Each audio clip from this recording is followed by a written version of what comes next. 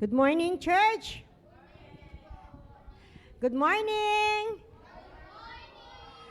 Okay, open na open po ang kalagitnaan. Maaari po tayong pumwesto rito. Tayo po ay mag-start na. Kamusta po ang inyong isang linggo? Hello, ready na po ba tayo? Kamusta naman po ang inyong isang linggo? Mabuti po ba? Amen. Sige po. Bago po tayo mag-umpisa, manalangin po muna tayo ng ating mga personal na panalangin sa Panginoon. Tayo po ay magsalamat. Let's pray.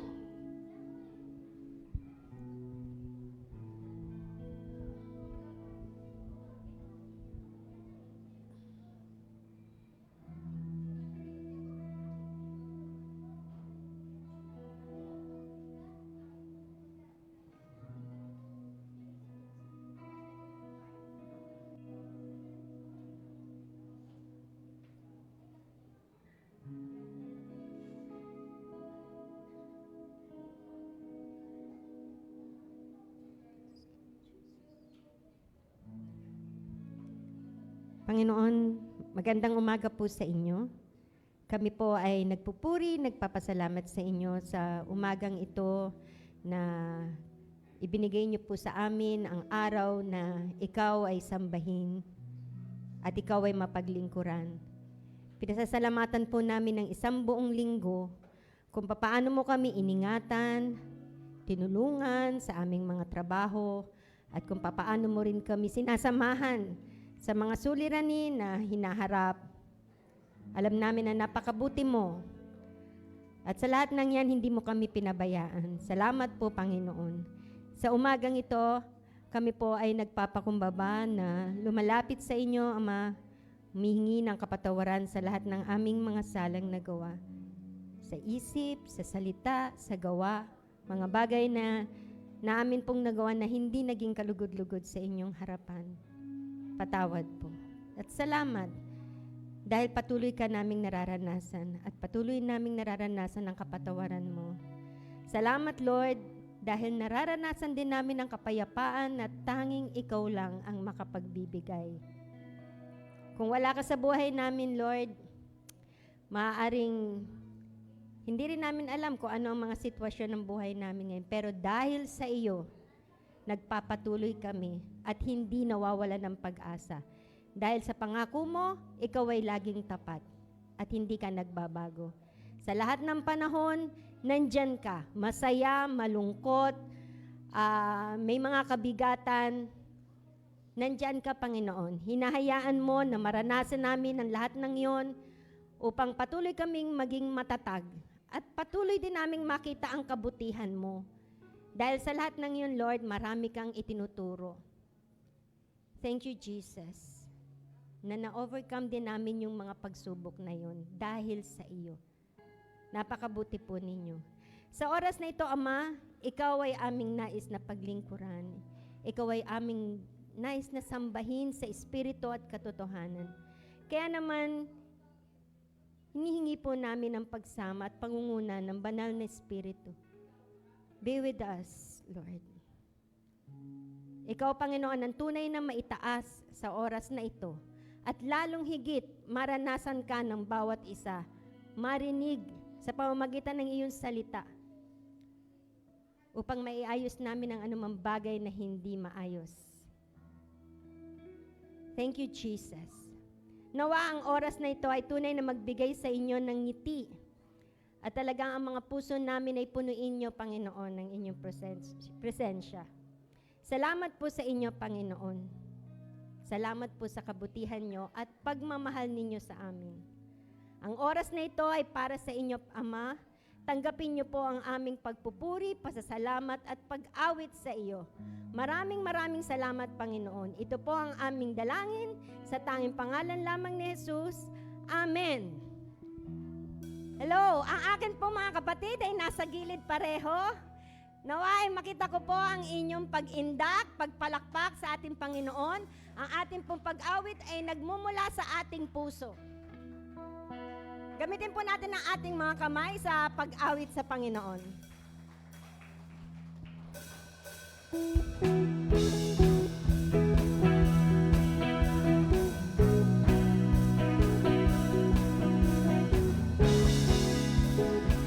Sa lahat ng panahon, ang Diyos ay mabuti.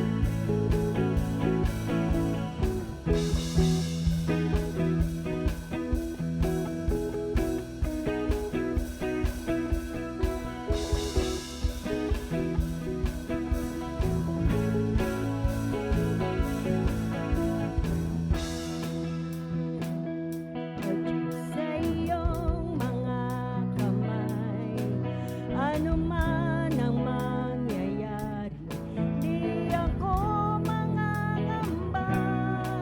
Nandito ka sa aking tabi, kahit na dumating man ang iwala ako sa pag-ibig. Ito'y panghahawakan ko. Nananalig na nampalataya na mahal mo ako. Ikaw ay mabuti, sandig ang palagi na kasama ko. Sa lahat ng panahon, pupurihin ka, Panginoon, Panginoong Jesus. Dakilang Diyos, ikaw lamang sa buhay ko, buhay mo, binigay mo sa katulad ko, di ka nagbabago. Mabuting Diyos, nandito ka sa aking tabi, kahit na dumating man ang iwala ako sa pag-ibig. Ito'y panghahawakan ko. Nananalig na nampalataya na mahal mo ako. Ikaw ay mabuti, sandig ang palagi na kasama ko. Sa lahat ng panahon, pupurihin ka, Panginoon, Panginoong Jesus. Dakilang Diyos, ikaw lamang sa buhay ko, buhay mo, binigay mo sa katulad ko, di ka nagbabago. Mabuting Diyos, sa lahat ng panahon, pupurihin ka, Panginoon, Panginoong Jesus. Dakilang Diyos, ikaw lamang sa buhay ko, buhay mo, binigay mo sa katulad ko, di ka nagbabago. Mabuting Diyos. Come on, let's praise the Lord. Na nagmumula sa ating puso, awitan natin siya.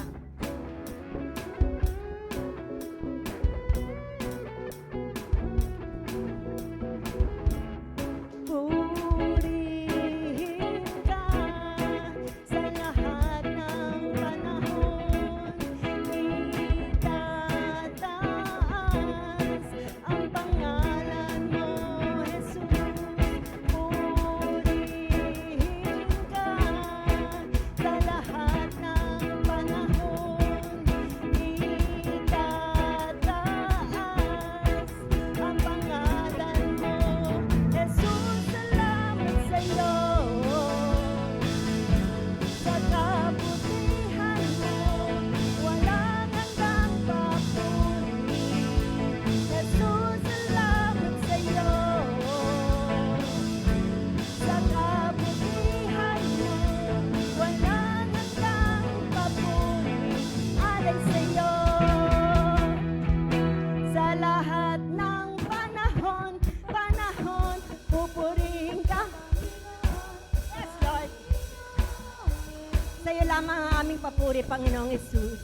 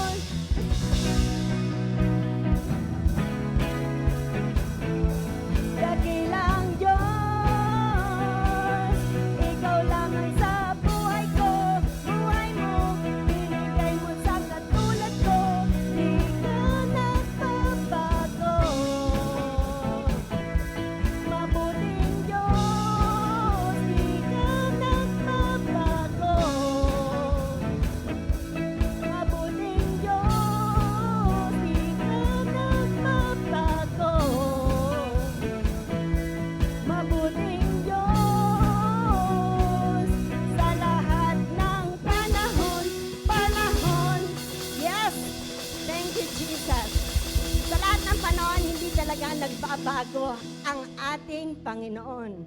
Dahil ang Diyos natin ay mabuti. Bukod sa siya'y buhay, lagi siyang mabuti sa atin. Ano man ang season ng buhay natin, ang Diyos ay mabuti. Salamat sa Panginoon. Di po ba? Tayo po ba ay umaawit sa Panginoon through our hearts? Kung ano man ang sitwasyon ng buhay natin, we still sing praises to the Lord.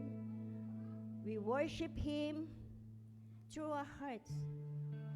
Na pinadadama natin yung pagmamahal ng Panginoon kahit ano pa ang sitwasyon natin, di po ba? Hindi ko mo dumadaan tayo sa mga suliranin, nakalimutan na tayo ng Panginoon. No. Iyon na nga yung pagkakataon na mas malapit siya sa atin. Kasi gusto niya na maranasan natin siya. Doon mo makikita yung kadakilaan ng Panginoon. That He really cares for us. Nararanasan po ba natin ang pag-ibig ng Diyos araw-araw? Amen. Yes, Lord. We are so thankful na araw-araw andun ang pag-ibig mo. Sa pag-iingat, sa kalakasan na lagi naming tinatanggap sa iyo, iyon yung katotohanan ng kadakilaan mo. We are here because of you, God. We love you. And we just want to worship you in spirit and in truth.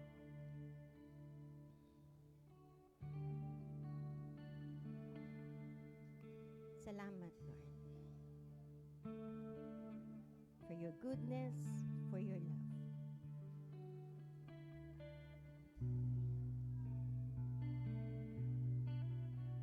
Let's worship the Lord through our hearts right now. Feel His presence. Worship. Worship Jesus. For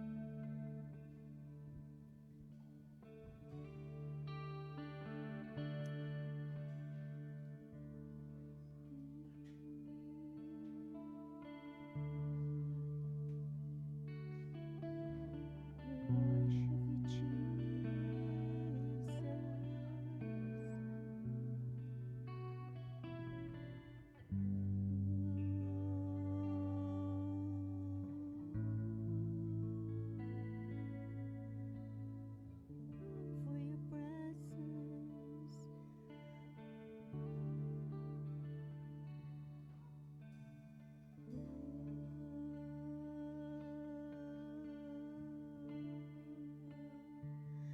We love you,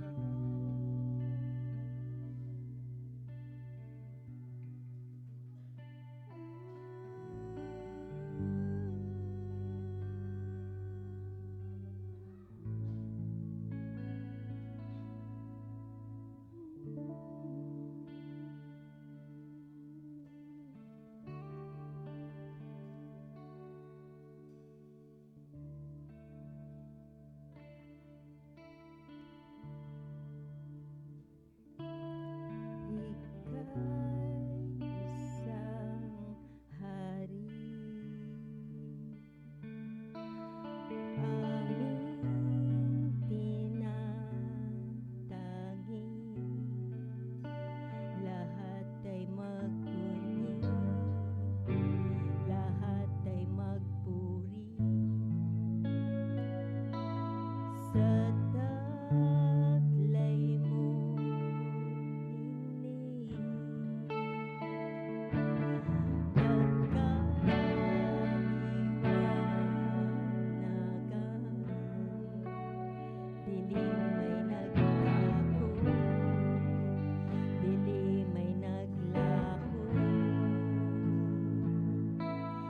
Dakila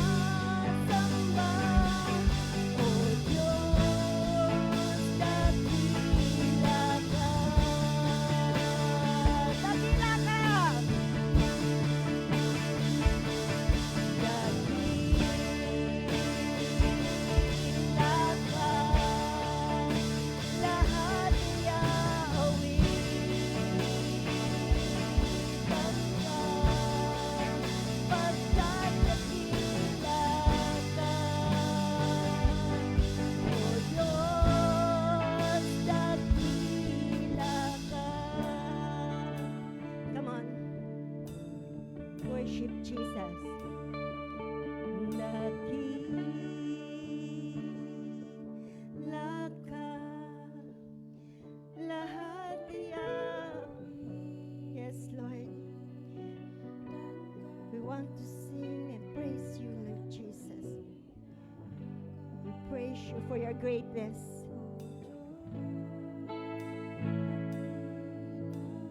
Minsan pa, lakasan mo ang boses mo sa pagpupuri sa Panginoon. Dakila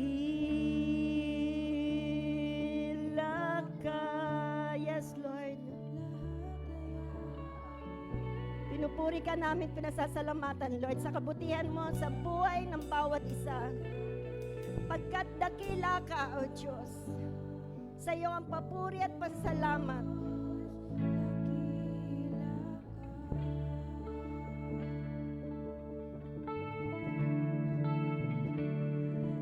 Dakila ka, lahat ay awitan ka, pagkat dakila ka, O Diyos, dakila ka. Purihin mo ang Panginoon. Yes, Jesus. Dakila ka, lahat ay aawitan ka, pagkat dakila ka, O Diyos, dakila ka.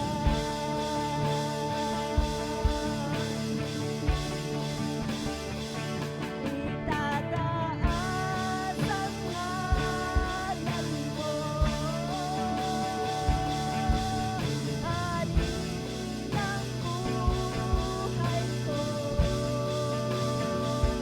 Ako'y sumasamba, O Diyos, dakila ka.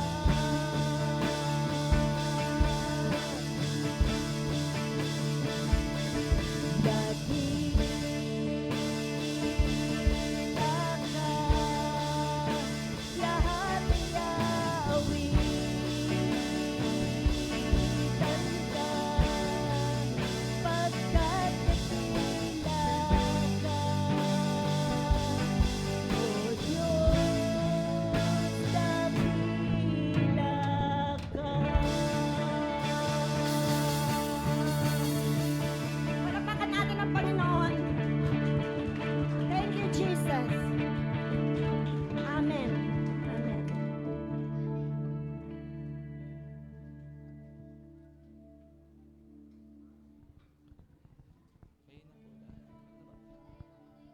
Hindi na po kayo magkiklicker po. Ako na lang po. Yes po. Sige.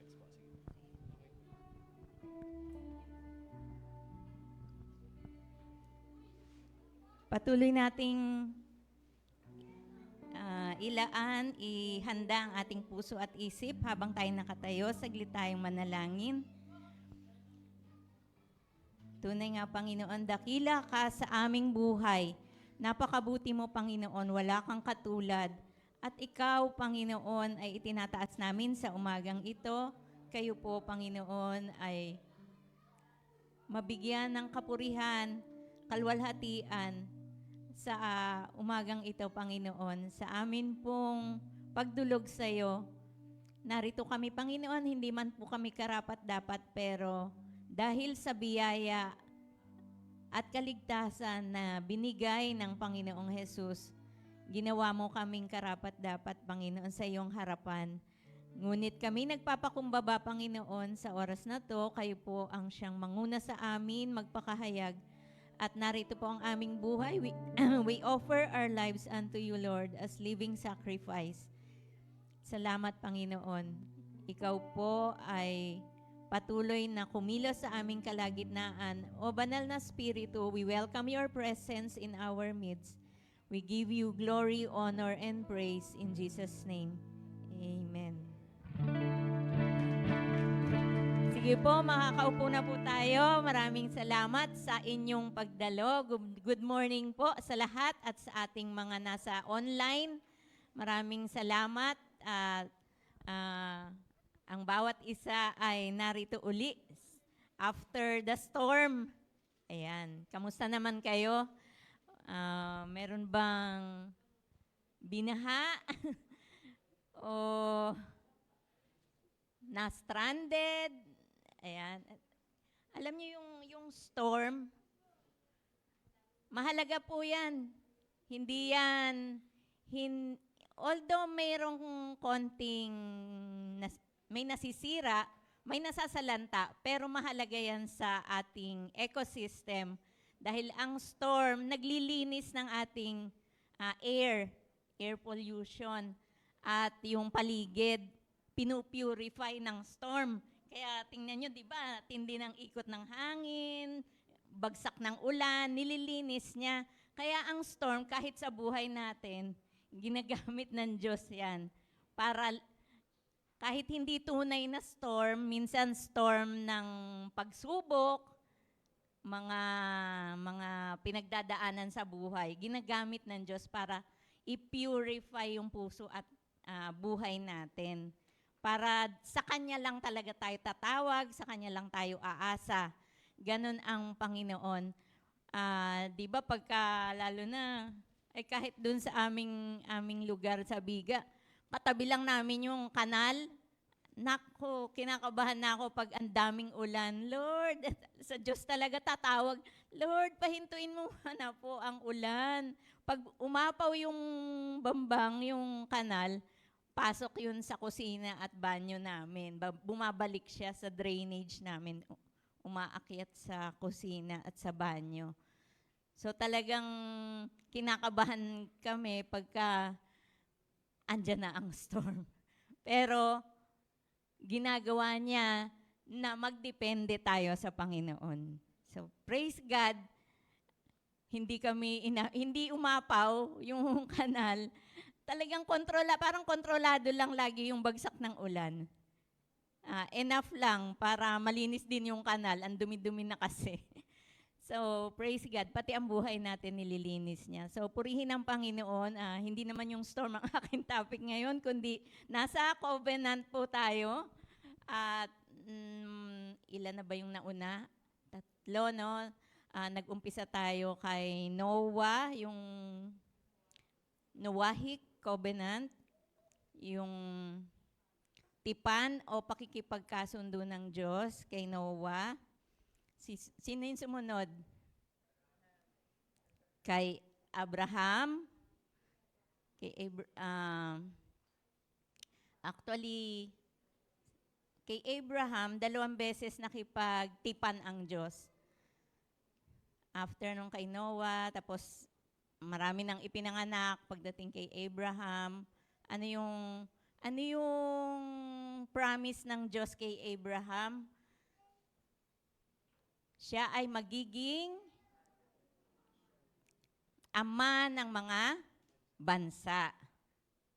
So, mula kay Abraham, pinili siya ng Diyos para magsimula sa kanya sa pamamagitan ng pananampalataya ang pagkakaroon ng more na mananampalataya sa Panginoon. Kaya tayo naikabit ngayon kasi si Abraham naging ama ng maraming bansa sa pananampalataya, pati tayo napasama na doon. Alam niyo yung covenant ng Lord, mula sa umpisa hanggang sa ngayon, hindi yan para sa Israel lang.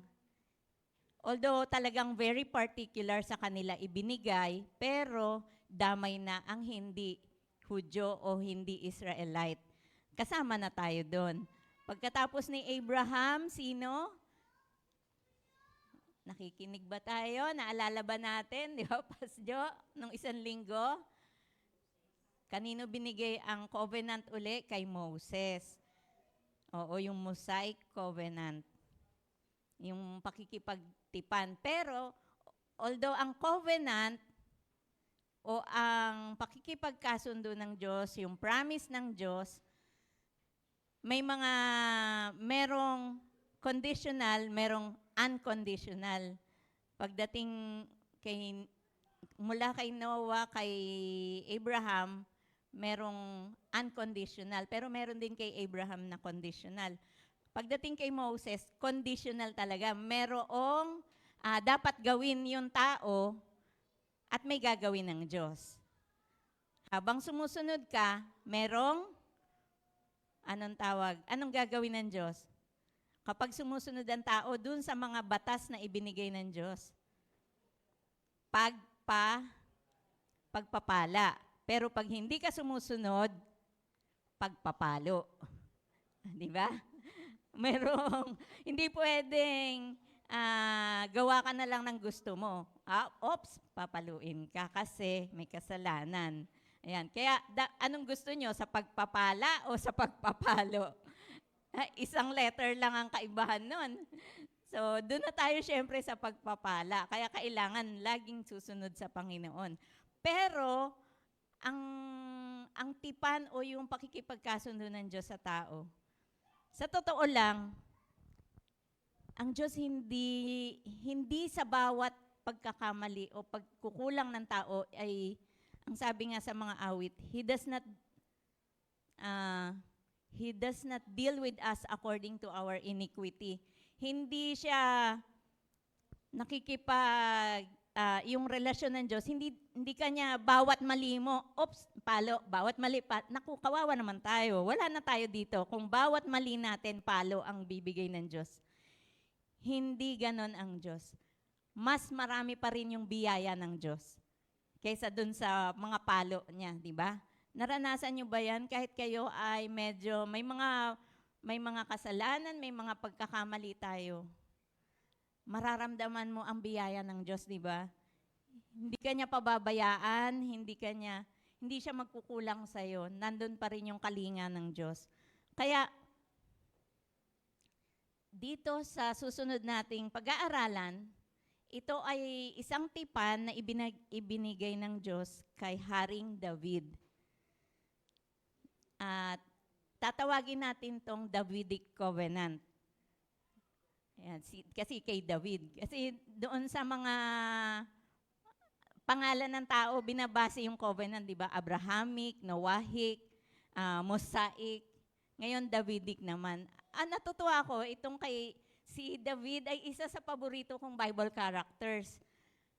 At kung alam nyo na o nabasa nyo na sa Bible ang buhay ni David, alam nyo si David, hindi siya yung perpektong hari o tao na nananampalataya sa Panginoon. Napakarami niyang nagawang kasalanan. Pero pangitang-pangita sa buhay ni David, ang biyaya ng Diyos.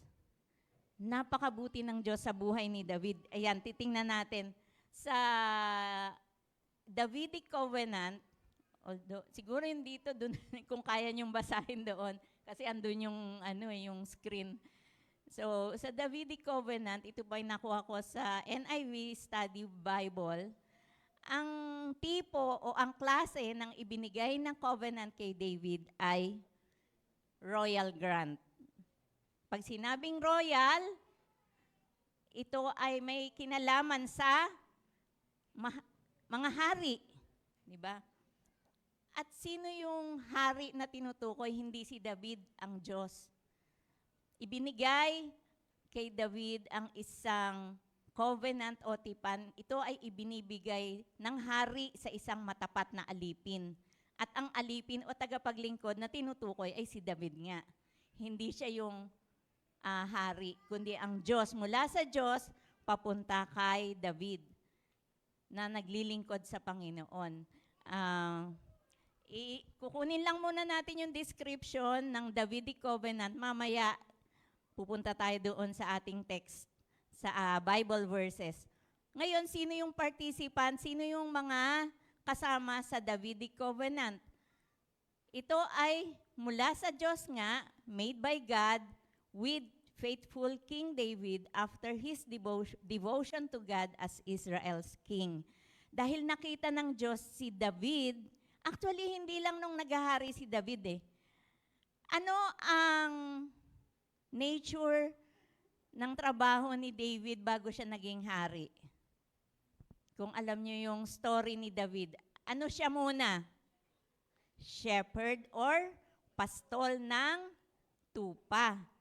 So, siya ay isang shepherd at yung palang pangangalaga niya ng mga tupa ay nagsisimula na ang training ng Diyos sa kanya dahil sa pangangalaga niya ng tupa, magiging tagapag-alaga siya ng isang nation. Magiging pastol siya, hindi ng tupa lang, kundi ng mga tao. So, nakita ng Diyos yung puso ni David nung siya ay nagpapastol pa lang ng tupa.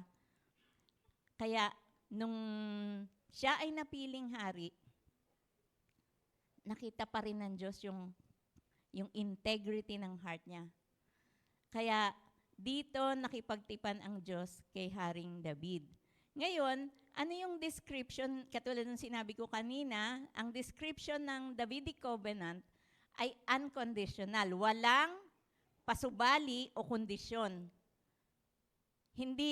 Kasi di ba agreement yan eh. Di ba pagka o sige, Kuya Arthur, ito gagawin natin. Meron tayong agreement. Ito ang bahagi mo, ito ang bahagi ko. Hindi. Sa binigay kay David, ang Diyos lang ang may bahagi. Dahil ano ba itong promise ng Diyos kay David? Ang promise ng Diyos kay David, it is an unconditional divine promise to establish and maintain the Davidic dynasty on the throne of Israel, to provide her sa Israel at para mag-provide sa Israel forever with a godly king like David. Ang inaasahan ng Diyos talaga, sana puro godly king na lang katulad ni David. Pero actually sa karanasan, sa Bible, pag binasa nyo, meron pa ring mga hari na hindi sumunod sa Diyos. Kahit pa yan ay mga apo-apo na ni David. Kasi hindi naman talaga sila perfect family. Pero ang pangako doon, yung tuloy-tuloy. Mula kay David, magtutuloy-tuloy hanggang kaapu-apuhan niya ay merong maghahari sa Israel. Napapaisip nga ako kasi forever yung promise ng Diyos eh. Siguro, sa isip ko lang ngayon, yung mga prime minister sa Israel, baka yan ay nasa linya ni David eh. Kasi yun ang sabi ng Diyos eh, forever yung pangako na lahat ng maghahari, mamumuno sa bansang Israel, manggagaling sa lahi ni David. Although dumating sa panahon ng isang anak niya, ay nagkaroon ng paghahati, nagkaroon ng divided kingdom na tinatawag. Kasi si David, ang naging anak niyang sumunod ay si Solomon, at si Solomon ay nagkaanak si Rehoboam.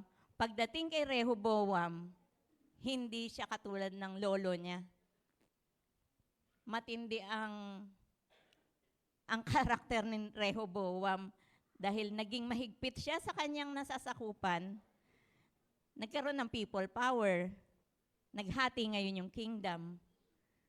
So, ang Israel ay meron tinatawag na 12 tribes. Kumbaga sa atin siguro region, may ilan ang rehiyon na Pilipinas, mga estudyante. Hanggang region ano ba tayo? Region, hindi ko na-research, 16? 14, 15, pero hanggang ganong karami. Ganon din sa Israel, 12 tribes naman ang tawag sa kanila, hindi region. Tribo. Kasi gawa nung anak ni Jacob, yung 12 na pinamanahan niya ng mga lupain, sila'y naghati-hati sa bansang Israel. Ang nangyari kay Rehoboam, na anak ni Solomon, hindi siya sumunod ayon sa gusto ng Diyos. Nahati ang kingdom. Sa 12, yung 10, kaya majority, people power sila, humiwalay sila sa paghahari ng angkan ni David. Ang natira kay David, kay Rehoboam, 2 tribes lang. Yung Judah, na siyang tribe ni David talaga, yung Judah, at ang Benjamin. So, ganun na nangyari. Pero, dun sa dalawang kingdom, ang tawag ay sa divided kingdom, ang tawag dun sa isa, Israel, yung 10, Israel pa rin, pero yung isa, Judah. Doon sa Judah, doon pa rin nagpatuloy yung throne ni David. Lahat ng naghari sa Judah and Benjamin, galing pa rin sa angkan ni David. Kaya hanggang ano yun? Sabi ng Lord, forever nga hanggang matapos. Actually, hanggang, mamaya makikita natin, yung katuparan niyan. Anyway, bakit may Davidic covenant? Bakit kay David nakipagkasundo ang Diyos? May historical background. Balikan natin yung istorya. Ang historical background, bakit napili si David ay eto. Ang unang hari ng Israel ay si Haring Saul. Alam niyo yung mga Israelites, dati sila, after ni Abraham, ni Moses, ni Joshua, sila ay, kasi namatay na nga si Moses, namatay na yung pumalit kay Moses, si Joshua. At ang mga namumuno sa Israel ay mga hukom o judges at may mga propeta. So, ang talagang leader nila ang Diyos. Theocratic ang tawag. Diyos talaga, ibibigay ng Diyos yung kanyang mga utos, paalala, mga mangyayari, magaganap sa bansa sa pamamagitan ng propeta. At ganun din yung didisiplin ng Diyos sa kasalanan ng kung ng bansa ay merong pagpapaalala o pagpaparusa nga, pagpapala sa pamamagitan ng mga hukom. So yung judges and prophets, sila yung tagapanguna. Ngayon, pagdating after sa Bible nyo, makikita nyo, di ba, Diyos mula kay Moses, yung 5 books, Genesis, Exodus, Leviticus, Numbers, Deuteronomy. Yan ay, books of Moses. Pagdating after ni Moses, si Joshua. Pagkatapos ni Joshua, sa Bible, meron Judges na book. Doon, paikot-ikot ang buhay ng Israel na sila ay pagpapalain ng Lord, magkakasala, papaluin, sila, masasakop ng ibang mga kingdom, magsisisi, cycle yun, ganun. Magsisisi, pagpapalain ng Diyos, magkakasala na naman, lalo na idolatry, ganun, cycle. So, siguro nagsawa sila doon sa cycle nila. Nakita nila yung ibang bansa, may hari. Kaya ito ang sabi nila sa unang Samuel, kasi Joshua, Judges, Ruth, Samuel. Pagdating kay Samuel, siya ay isang propeta at isang judge din. Ang sabi ng mga tao kay Samuel, "Now appoint a king to lead us." Nainggit kasi sila sa ibang bansa eh. Ay, ba't yung bansa nila may hari? Ba't tayo walang hari? Ba't kung parang asa na lang tayo sa mga judges natin o sa mga propeta? Gusto nila may hari. Gusto nila may nakikita silang palasyo, siguro, may mga kabayo, mga warrior nila, ganon, i-organize yun ng hari.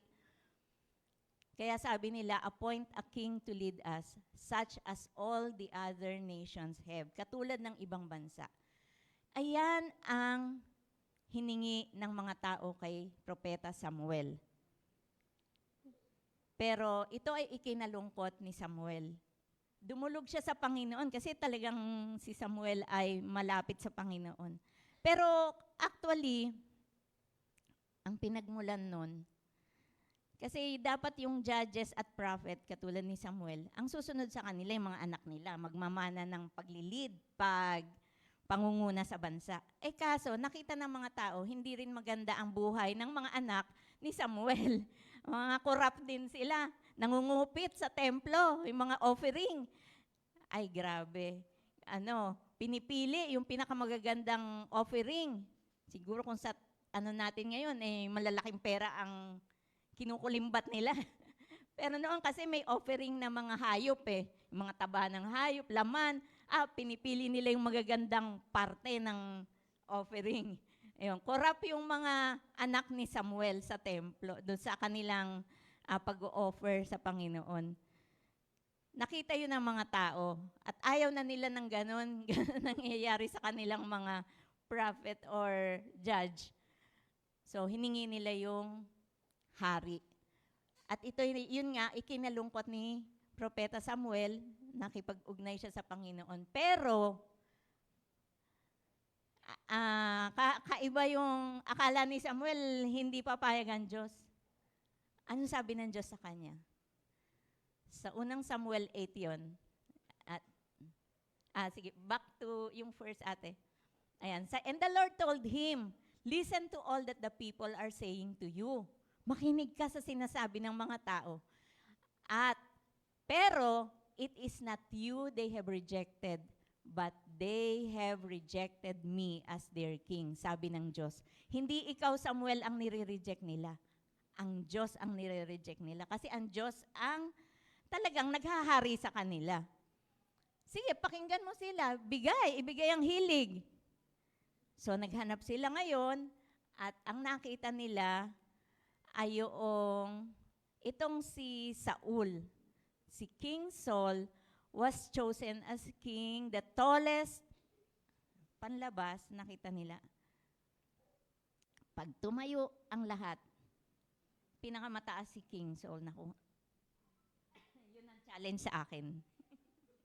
Siguro si King Saul, gano'n. Baka hanggang bewang lang ako ni King Saul.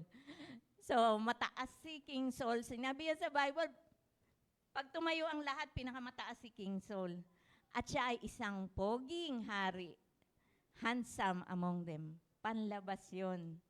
Pero hindi nakita ng mga tao yung kanyang puso.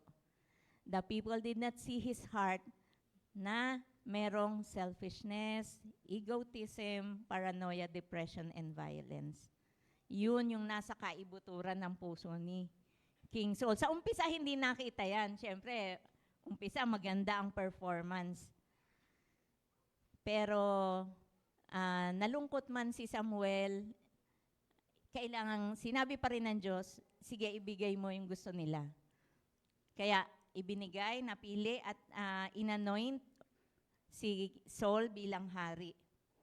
Pero, dumating ang panahon, itong si King Saul, lumabas na yung totoo. Hindi na siya sumusunod sa Diyos. At ang lumabas yung, kasi may power siya, tapos yung mga decision niya bilang hari, sablay na. Hindi na siya sumusunod sa Panginoon. So, ito yung people's choice, si Haring Saul, magkaroon ng hari sa bansa nila. First pa lang yun na king, pero sablay na. Hindi naging maganda ang karanasan nila. Lalo na doon sa mga nasasakupan ni King Saul. Kung ito yung people's choice, alam niyo, sa totoo lang, mahirap talaga yung majority. Minsan, mag-election na naman tayo, di ba? Dapat, ang hirap lang. Kahit ako nahirapan akong bumoto kasi hindi ko naman talaga kilala yung iboboto ko minsan. Pero magandang nakikilala natin yung mga ibinoboto natin at pinagpipray na maigi. Yun lang, ang iba siguro permissive will na ng Diyos, kahit medyo nailuklok, corrupt naman. May mga official na ganun.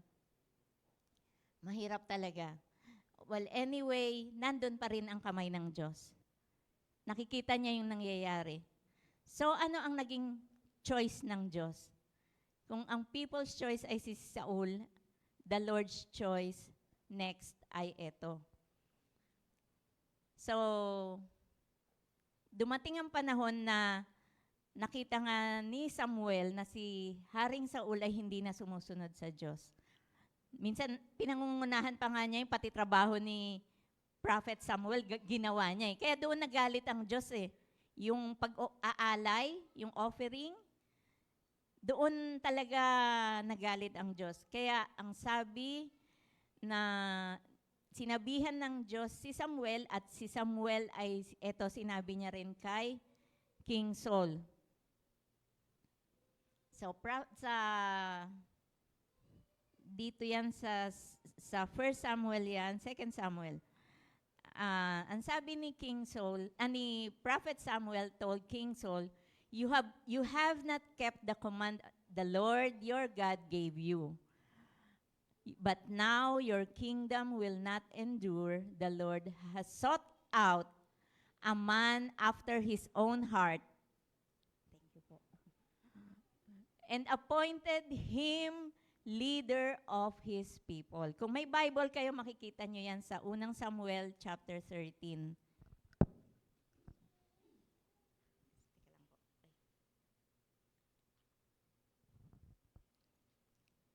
Sa unang Samuel, chapter 13, verses 13 and 14, nakita ng Diyos ang kasamaan ng puso ni Saul. Actually, winawarningan siya lagi ang propeta, kaugnay yan ng hari. Kaya pagka may sasabihin ng Diyos, ito sabi ng Diyos, ito gagawin mo. So winawarningan, hindi naman siya nagkulang sa warning eh. Hindi na lang natin mababasa, pero maganda, basahin nyo yung history ng Israel. Ayan, nagsisimula yan sa unang Samuel, tuloy-tuloy yan, una, ikalawang Samuel, una at ikalawang hari, una at ikalawang kronika. Ang dami, pero ang gandang basahin. Makikita mo yung kamay ng Diyos sa lahat ng nangyayari sa kanilang kaharian. So, ito ang naririnig nating tawag kay David. Hindi man directly sinabi ni Samuel kay Saul na si David ang susunod na hari, pero ang pagkasabi niya ay but now, your kingdom will not endure. Hindi natatagal ang paghahari ng iyong angkan, sapagkat ang Diyos ay nakapili ng a man after His own heart. Yan si David. Hindi niya sinabi pa kung sino, pero sinabi niya a man after His own heart, a man after God's heart, and appointed him leader of His people. Nung kabataan pa lang si David, alam na, binigay na ng Diyos ang command kay Samuel na humanap ka na ng kapalit ni Saul.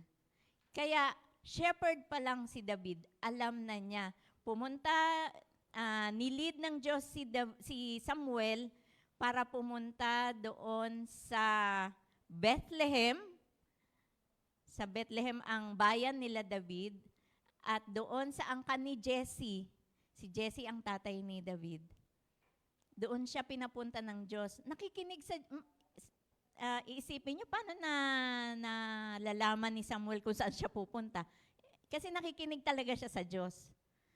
Ginaguide siya ng Panginoon. So, kabataan pa si David, na-anoint na siya. Actually, doon umiral yung kasi ang mga magkakapatid nila David, mga matitikas yan. Warrior yung mga kuya niya at si David yung bunso. Yung mga kuya niya, actually, naglilingkod kay Saul, kay Haring Saul bilang warrior. Mga sundalo.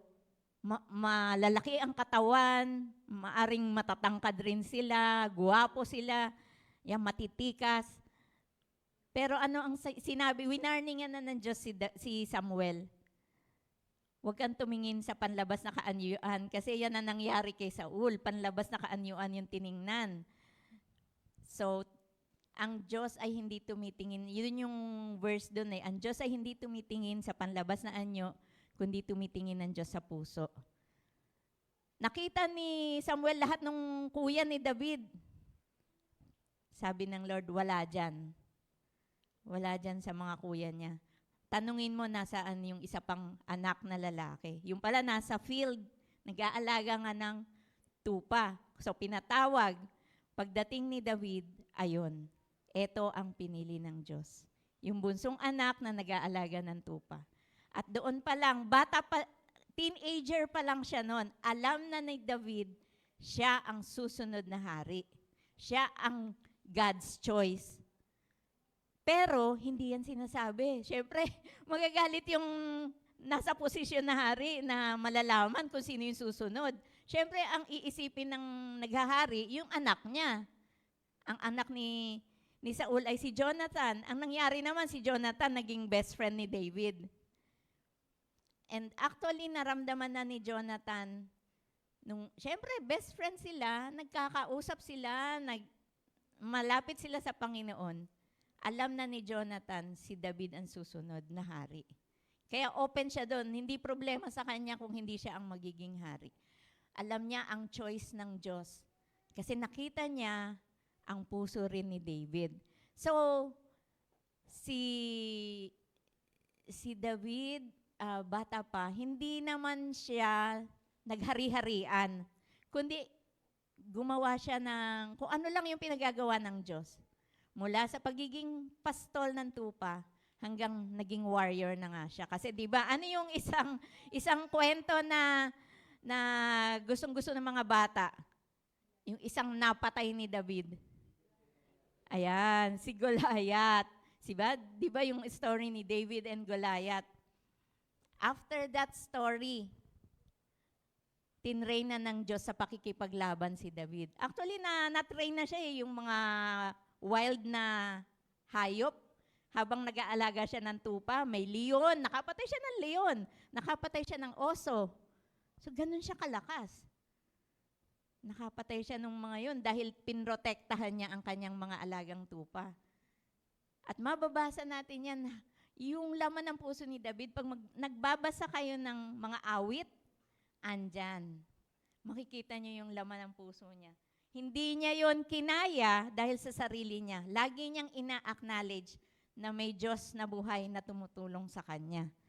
Kaya nga siya naging man after God's own heart. Kasi lagi siyang close sa Diyos. Ano man ang nangyayari sa buhay niya, close siya sa Panginoon. So, God saw David's heart and life because his choice is the one who is teachable. Ano yung mga character ni David? Siya ay teachable. Pag sinabi ng Diyos kay David na mali yan, nagkasala ka, mabilis siyang humingi ng tawad. Hindi siya mag-i-excuse. Pag hinahanap niya ang kalooban ng Diyos, naghihintay siya, hindi siya padalos-dalos. So teachable siya. Humble, mapagpakumbaba, dependent and reliant on God. Yun ang mahalaga dun eh. Who walks in the integrity of his heart. Nasa Psalm 78 yan, 70 to 72. So, ang pinipili pala ng Diyos dito sa covenant niya ay yung katulad ni David. Yung talagang anuman ang desisyon na gagawin, laging nagtatanong sa Diyos. Laging hinahanap ang kalooban ng Panginoon. Hindi madali ang maghari. Mahirap yun. Leader ng nation, si PBBM na nga lang, di ba? Nagsona siya. Pero marami pa rin masasabi ang mga tao. Ay, hindi dapat ganyan, dapat ganito. Mahirap maging leader ng isang bansa. Kaya nga kailangan, sensitive ang isang leader sa kalooban ng Diyos. So, yaan si David. Kaya naman, eto na, dito tayo papasok, yung political background, bakit napili si David sa covenant na ito. Sige po, ito na yung ating, ayan, bakit siya ang man after God's own heart? His heart was wholesome and pure. Mula pa nung bata siya hanggang nag-alaga siya ng tupa, kitang-kita yan ng Diyos kay David. He was an unknown shepherd lad who became a king. He was a rugged warrior. Eto na, nung after niyang maging shepherd, rugged warrior yan. Talagang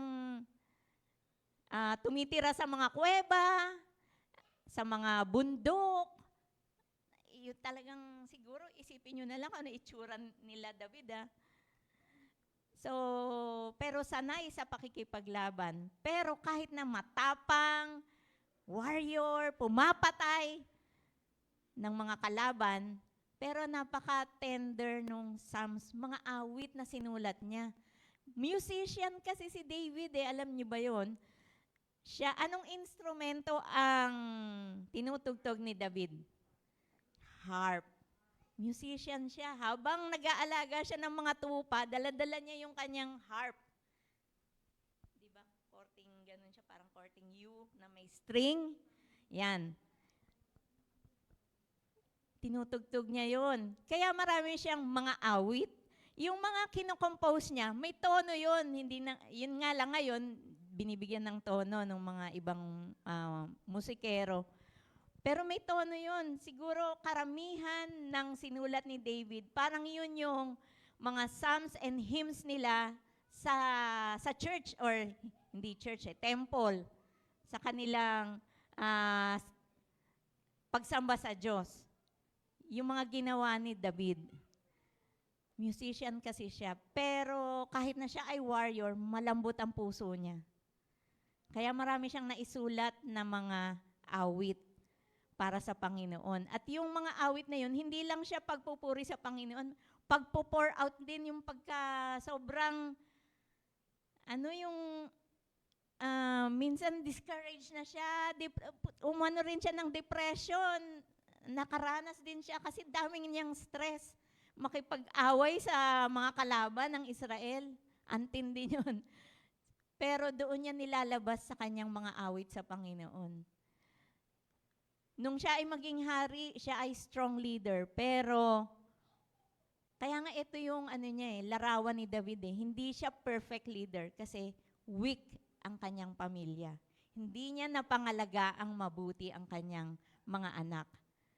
Nagkaroon ng history ng incest, rape.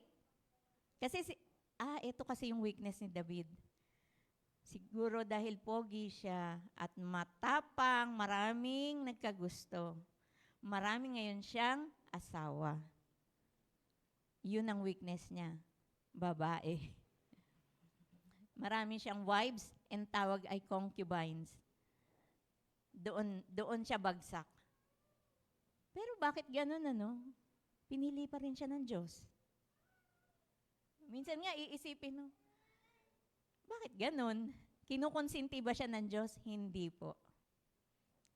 Yung bunga ng pagkakasala niya, sa kahinaan niya, sa pagdidisiplina sa kanyang pamilya, nagbunga yan ng consequence. Dahil hindi niya dinisiplina ang kanyang mga anak, sa dami kasi. Hindi niya na nakakausap. Nagkaroon ng pagpatay sa magkapatid. Nagkaroon ng rebellion. Actually, yung na-rape niyang isang anak, puro lalaki pero may isa siyang anak na babae, yung sa anak ni David, na-rape ng half-brother. Kasi yun nga hindi niya nakikita kung ano nangyayari sa kanyang pamilya. Sa dami ba naman? Ewan natin kung nabibisita ba niya, nakakausap ba niya yung kanyang mga anak. Kaya mga parents, kailangan maging concerned sa nangyayari sa mga anak.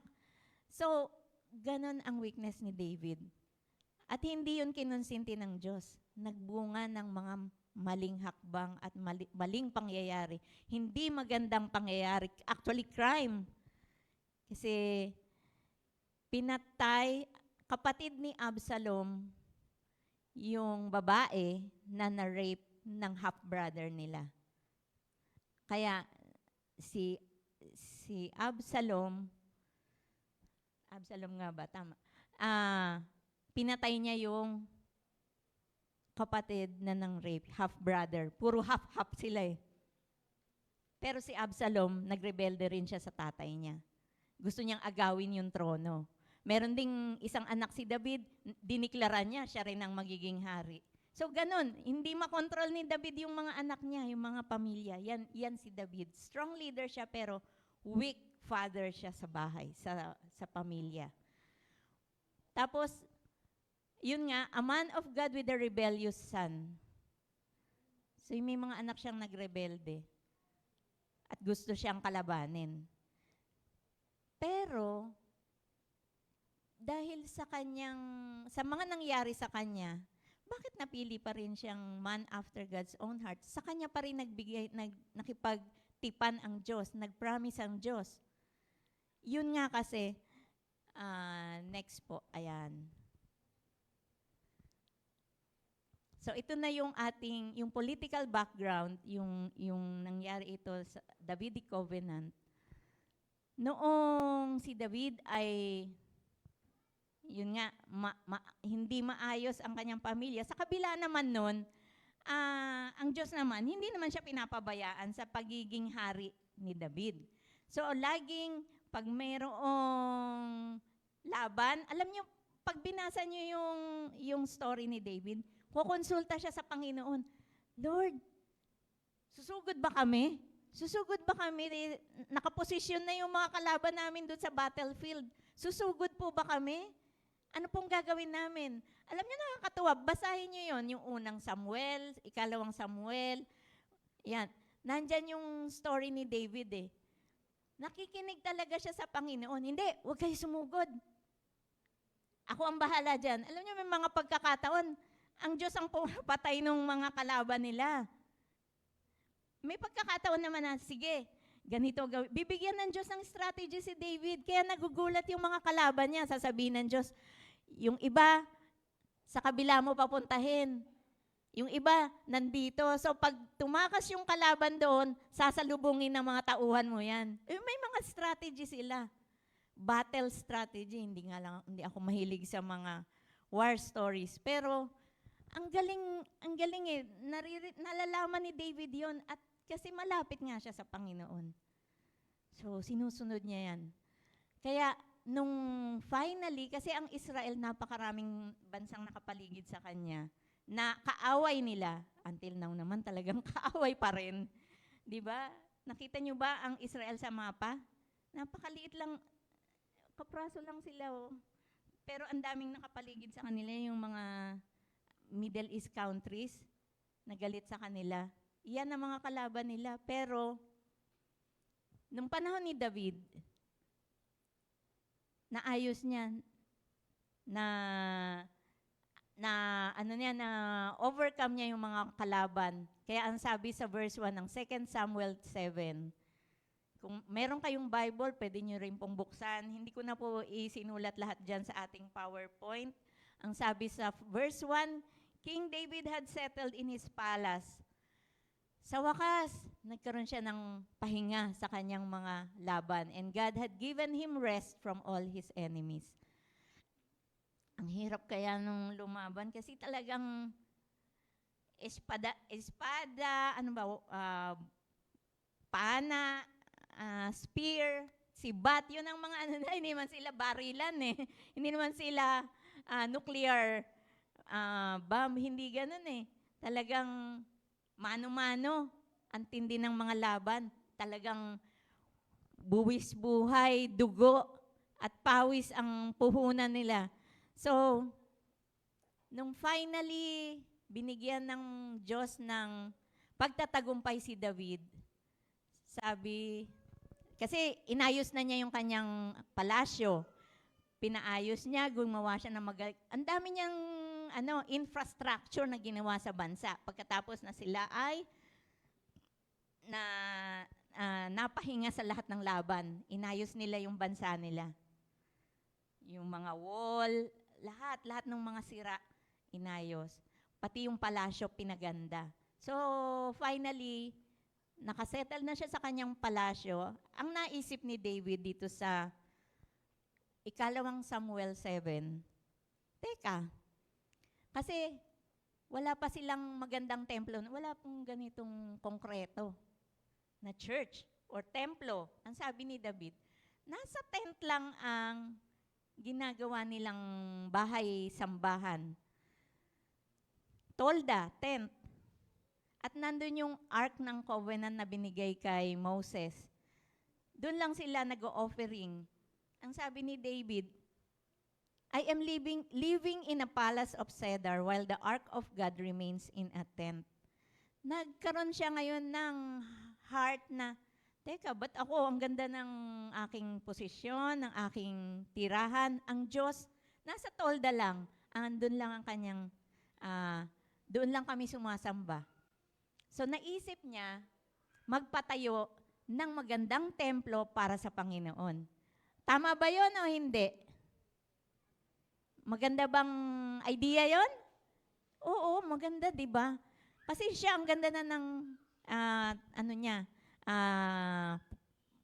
kalagayan. So, ang sabi ni David, wala na si Samuel ha, si Samuel ay namatay na po, matagal na. Iba na yung propeta, si Propeta Nathan. So, kumonsulta, sinabi niya kay Propeta Nathan, kasi syempre ganun si David teka, tanungin ko nga kay Propeta Nathan kung okay ba tong idea na to, ipapagpatayo ko ng templo ang Diyos. Ang sabi ni Nathan, nung una, sabi niya, sa verse 3 ng 2 Samuel 7, Nathan replied to the king, whatever you have in mind, go ahead and do it. Uy, okay yan. Okay ang idea na yan. Sige, gawin mo yan. For the Lord is with you. Lagi mo naman kasama ang Panginoon Pero ito ay si Prophet Nathan pa lang ha, wala pang sinasabi ang Diyos. Pero nung gabing yon, kinausap ng Diyos si Prophet Nathan. At sinabi ng Diyos kay Prophet Nathan, ito ay nasa 2 Samuel 7, verses 4 hanggang 16. Ang sabi ng Diyos kay Prophet Nathan, ito sabihin mo kay David. So, blah, blah, blah. Nagbigay ang Diyos ng mahaba-habang message para kay David. Ang galing naman ng propeta na memorize nila yun. So, kinabukasan, punta siya kay Haring David. Sabi niya, Haring David, ikaw ay nagpaplano to build a house for God. Yun yung sinabi sa verses 2 to 7. Nasa puso mong ipagpatayo ng church o templo ang Diyos. Pero ito ang response ng Diyos. Ang sabi ng Diyos sa kanya, ako ba ay hinanapan ko ba kayo simula nung kay Moses hanggang sa lahat ng naging leader ng Israel? Naghanap ba ako? Nagsabi ba ako sa mga leader na bakit ako'y nandito lang sa tolda, sa tent? Yun kasi ang parang pinaka-house of worship nila. Tent lang yun. Pag ina-assemble pa yun, merong pegs. Di ba, nakaano na ba kayo ng mga tent? Pero yung tent natin, pang camping. Yung tent nila, at titindi ng materialis nun, mabibigat. Talagang, malalaking makakapal na lona, ganun. Sabi ng Diyos, hindi naman ako naghanap pa. Hindi naman ako nagsabi na ipagtayo niyo ako ng templo, yung konkreto talaga, sabi ng Diyos.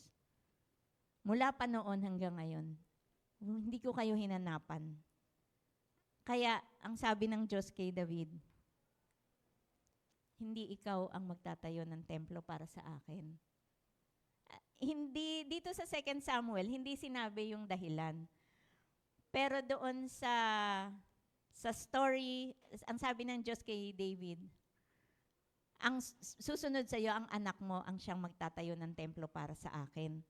Bakit kamo? Kasi si David, dahil siya ay warrior, ang daming dugo na nabuhos sa kanyang kamay. Ang dami niyang napatay. Pero yun ay, in-honor ng Diyos yung kasi yung mga enemy naman nila talagang hindi sumusunod sa Diyos, mga idolaters, ang sasama talaga. Kaya, noon nung mga panahon nilang yun, talagang matindi yung, okay yun, sa harap ng Diyos, yun ay pinayagan niyang mangyari. Kaya lang, para si David ang magtayo ng templo, hindi pwede. Kasi, siya ay maraming napatay. At kailangan ang magtatayo ng templo yung walang karanasan ng bloodshed. Walang karanasan na may nabubong dugo sa kamay niya. At yun, yung panahon nung susunod niyang anak, si Solomon. Alam niyo ba ang istorya ni Solomon? Alam niyo sinong nanay ni Solomon? Sino nakakaalam? Sige nga po. Sino na? Opo, si Bathsheba. At alam niyo bang si David ay nagkaroon ng adulterous relationship kay Bathsheba? Yun yung panahon na dapat si David ay kasama ng mga warriors ng mga sa battlefield pero nagpahinga siya. Kaya nandun siya sa rooftop, pa-relax-relax. Pagsilip niya sa may baba, may nakita siyang babaeng naliligo. Ayun, si Bathsheba. At doon natukso. Iyon ang kahinaan ni David eh. Yung tukso ng laman. Kaya nagkaroon siya ng relasyon kay Bathsheba na si Bathsheba, ang totoong asawa, ay nandoon sa battlefield. Nagsunod-sunod pa yung kasalanan ni David. Dahil nagkaroon siya ng, pinatawag niya si Bathsheba, pinapunta sa palasyo, syempre nagkaroon na sila ng relasyon, nabuntis si Bathsheba, nalaman, pero quiet yung mga quiet yung mga servant, I don't know kung nagmamarites yung mga servant ni David, pero walang ina-announce. Ang nakaalam lang yung si Joab, yung general ni David, na sabi ni David, hala, nabuntis si Bathsheba. Pinauwi yung asawa na warrior ni Bathsheba. Pinauwi muna. Pahinga ka muna para palabasin na sa kanyang pagpapahinga ay magkaroon sila ng relasyon ng kanyang asawa. Para hindi lumabas na si David ang ama ng dinadala ni Bathsheba. Pero mabait si Uriah. Si Uriah yung asawa ni Bathsheba. Hindi siya umuwi sa kanila. Natulog lang siya doon sa labas ng palasyo. Hindi siya umuwi. Kasi sabi niya, ba't ako magre-relax nandun nga sa labanan yung mga kasama ko. Yun ang thinking niya. Nakakahiya naman. Parang ako magpapahinga, yung mga kasama ko nasa labanan. Kaya nung nalaman ni David na hindi siya umuwi, si Uriah sa kanyang asawa, anong sunod na hakbang ni David? Ayun, yung kasalanan, nagbunga ng mga kasalanan, kasinungalingan.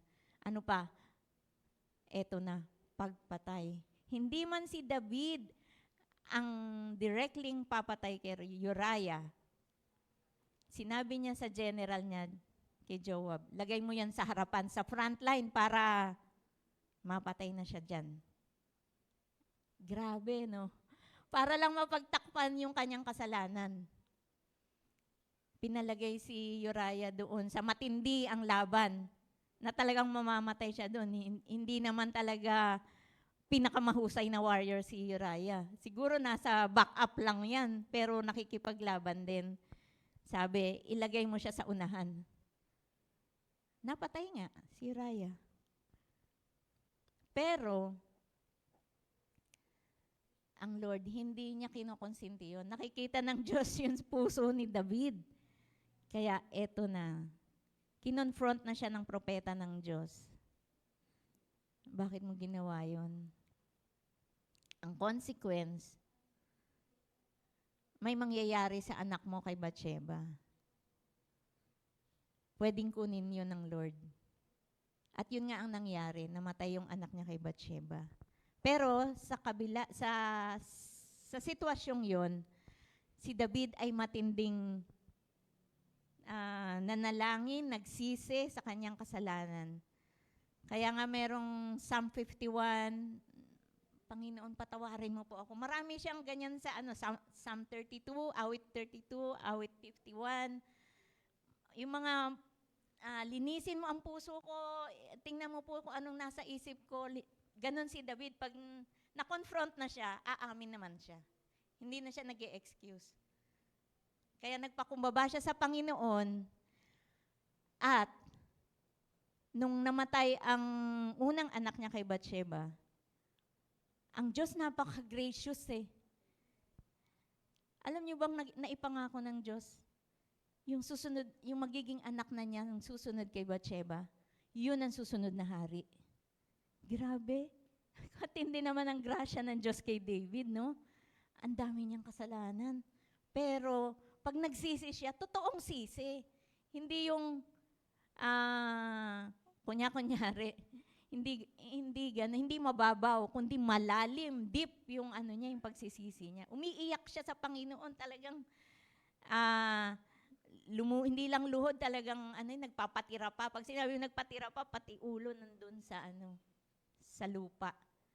Ganon si David, nagpapakumbaba sa Panginoon. Kaya naman, eto, ang sabi ng Diyos, gusto mong ipagpatayo ako ng bahay o ng templo, pero hindi mangyayari yan. Dahil ako ang magtatayo ng bahay mo. Ibig sabihin yung house, yung angkan.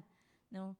So, dun sa verses 2-7, David planned to build a house for God. Pero ang sagot ng Diyos sa kanya, sa verses 8-16 ng ikalawang Samuel, God planned to build a house for David. Baliktad.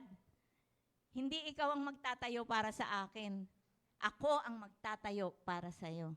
Magtatayo ng angkan na a political dynasty. Talagang, di ba ngayon, yung nilalabanan yung dynasty, no, political dynasty sa ating bansa, na hindi pwedeng yung mga mag-anak, pero nangyayari naman Mayor yung tatay, congressman yung asawa niya, congressman, konsehal yung mga anak, yung mga ganun, political dynasty yan kasi nga, pagka may ganong sunod-sunod sa pamilya, may temptation na, ano mangyayari minsan? Pag in-power yung pamilya, may temptation ng corruption, di ba?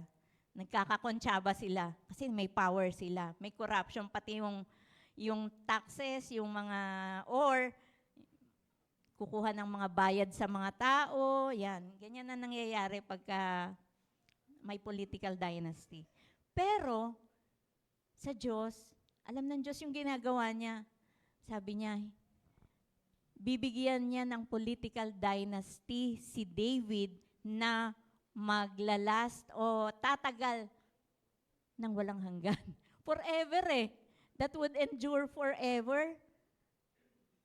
So, napaisip nga ako nung binabasa ko to Ano kaya yun?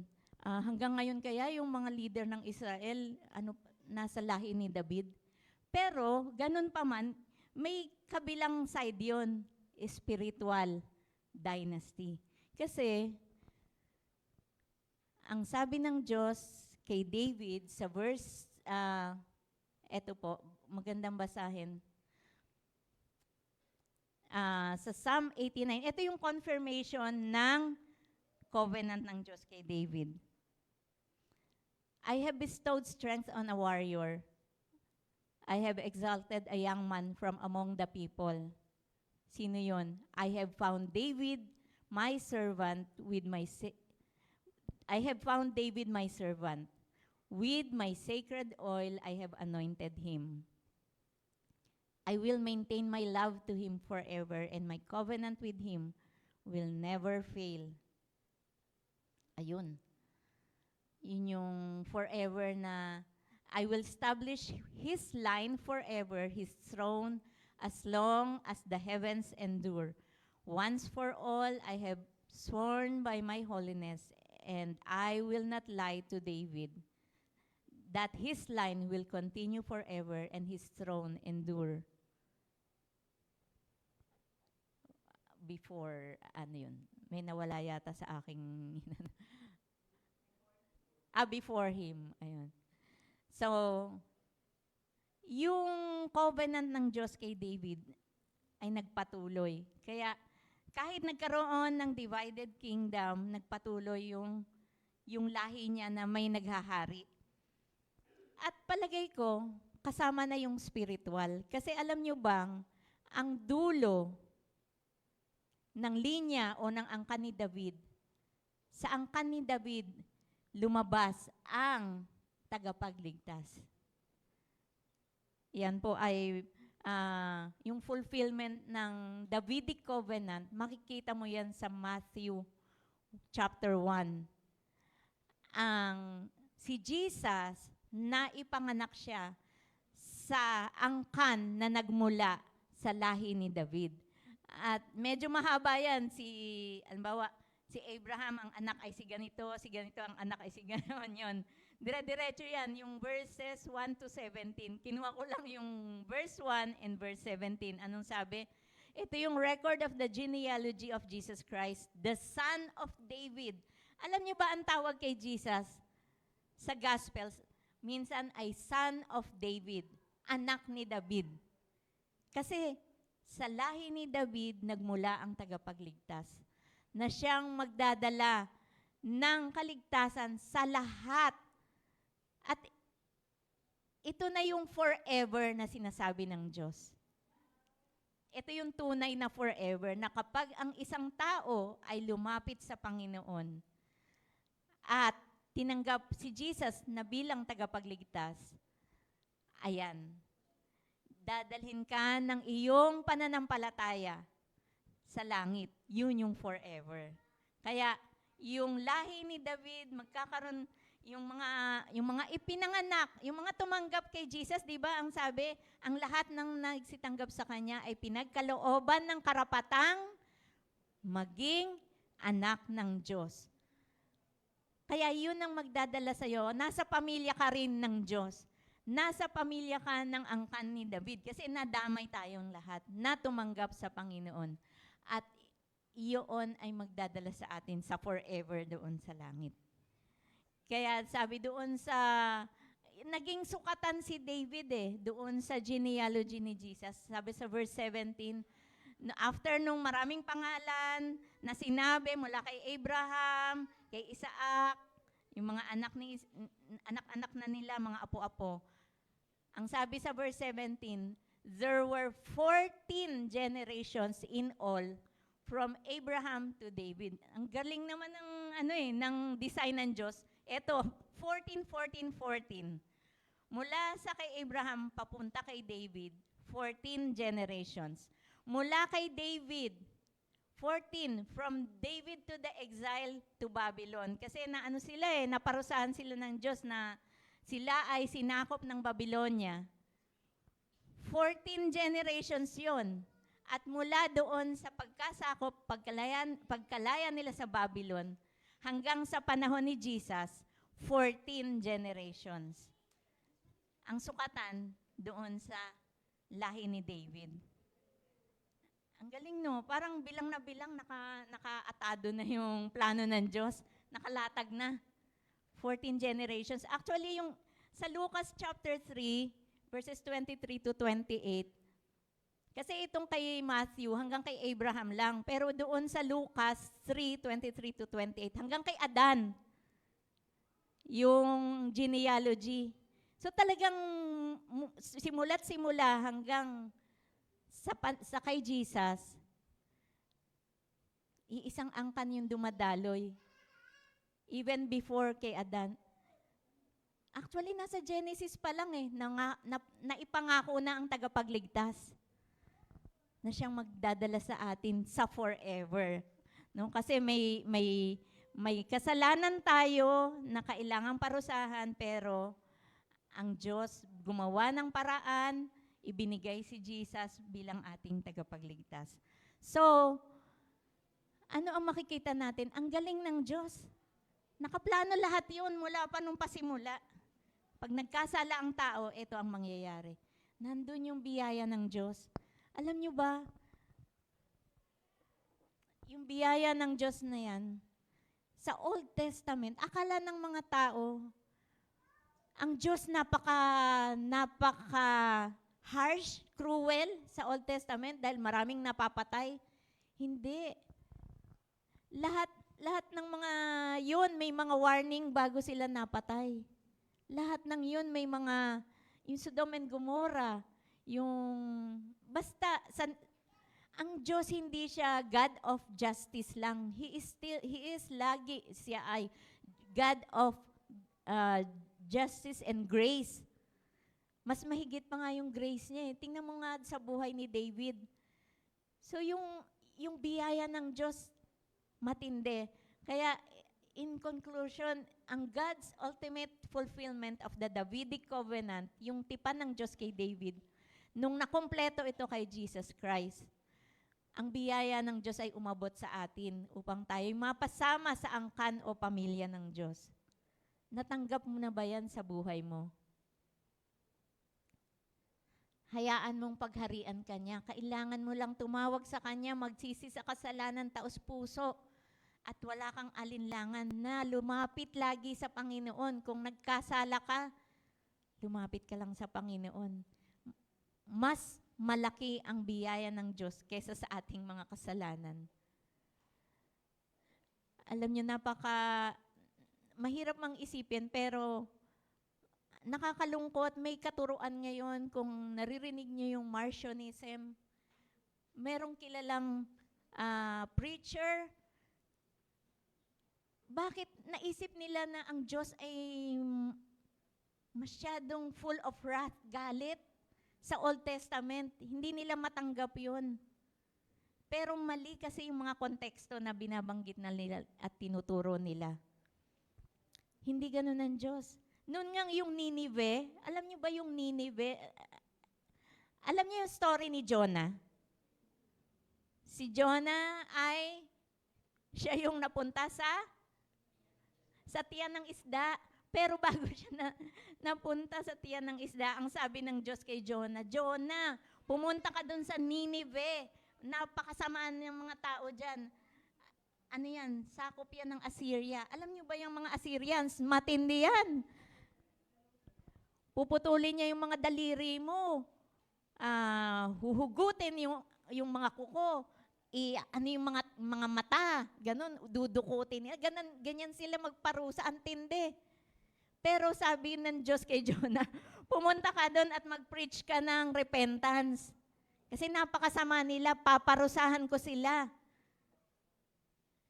Kaya napunta sa tiyan ng isda si Jonah, natakot siya. Alam niya kung gaano katindi ang mga tao sa Nineveh, ang mga Assyrians. Baka siya mapatay doon, baka dukutin yung mata niya, baka putulin yung kamay niya. Unti-unti ka nilang papatayin, ganon. Natakot siya. Pero sabi ng Diyos, hindi. Tumakas siya sa Diyos eh. Pero ang gusto ng Diyos, maligtas ang mga taga Nineveh. So, binigyan pa rin ng chance si Jonah. Kaya nung paglabas niya sa tiyan ng isda, sige Lord, susunod na po ako. Pupunta na po ako sa Nineveh. Hindi naman siya napatay dun eh. Alam niyo ang nangyari? Kumilos ang Diyos. Nagsisi ang mga Ninevites, yung mga taga Nineveh. Nagsisi sila, natakot sila sa gagawin ng Diyos sa kanila. Kaya lumuhod talaga sila lahat. Antindi nun na nag-iisa lang si Jonah, pero yung buong Nineveh, naligtas sa galit ng Diyos. Nagsisi sila. Yung ba ang Diyos na magagalitin, na nagpaparusa lagi? Kasi binibigyan niya ng chance lahat na magsisi. Pinapadala niya yung mga propeta. Pag hindi sila nagsisi, ayan na. Yung galit ng Diyos ang kapalit. Kaya ganun din sa atin. Huwag tayong matakot lumapit sa Diyos. Pag tayo ay may kasalanan, lapit agad. Pag naisip mo pa lang, alam nyo, minsan hindi nakikita sa panlabas. Nandito sa puso natin at nasa isip yung kasalanan. Ganyan na nangyari sa akin. Sasabihin nyo, ay si Ate Mi, ay ang bait-bait niyan. Hindi po. Ako po ay meron ding sariling mga pagkakasala sa Panginoon. Minsan nasa puso lang, minsan nasa isip, galit, inis, inggit, pride.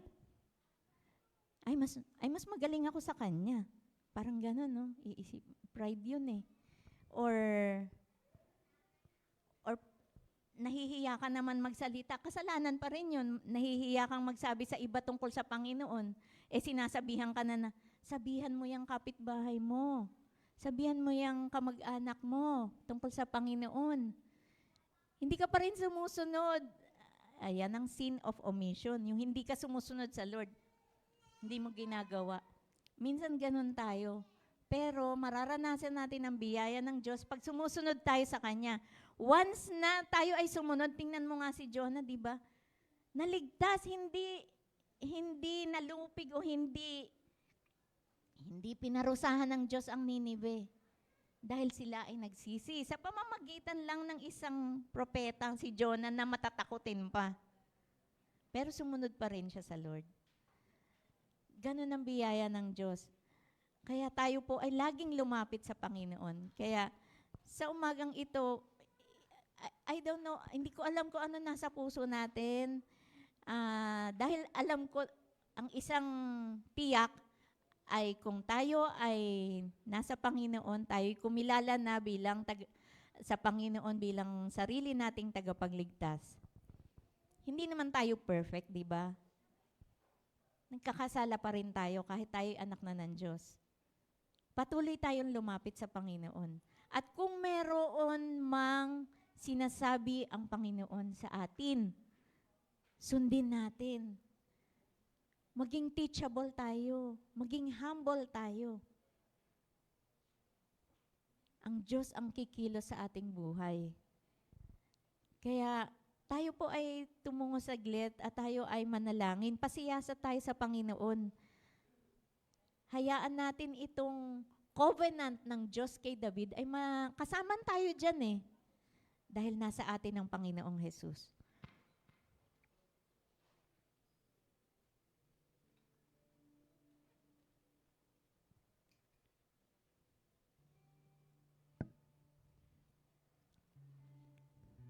Ang sabi ni David sa Psalms, "Search me, O God, and know my heart. Try me and know my thoughts." Subukin mo ako, Panginoon. Tingnan mo po ang aking puso. Siyasatin mo ako, Panginoon. If there is any wicked way in me, kung meron man